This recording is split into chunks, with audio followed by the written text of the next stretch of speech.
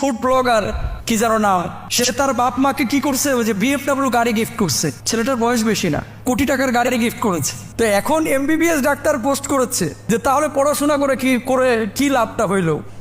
এই 30, 24, 25 বছরের বাপ মারে কোটি টাকার গাড়ি গিফট করতেছে ইনকাম করে, আর আমরা এত দূর পড়াশোনা করে এখনো 30-40 হাজার টাকা 50 হাজার টাকা কামাইতে পারতেছি না।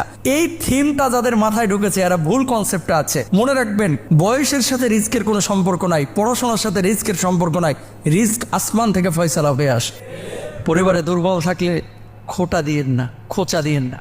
অনেক দুর্বল সবল হতে কিন্তু সময় লাগে না, সব সময় একরকম থাকে না, পরিবর্তন হইতে কিন্তু বেশি সময় লাগে না। বহুত বেকার যুবক আছে এখানে, ছিল বেকার, আজকে যা পয়সা কামাচ্ছে, বড় ভাই 7 মাসে যা কামায় ওই বেকার ছেলেটা যারা তুচ্ছতাচ্ছিল্য করতো ওই 1 মাসেই কামায় বৈধভাবে আছে। সুতরাং রিস্ক এটা কার পক্ষ থেকে?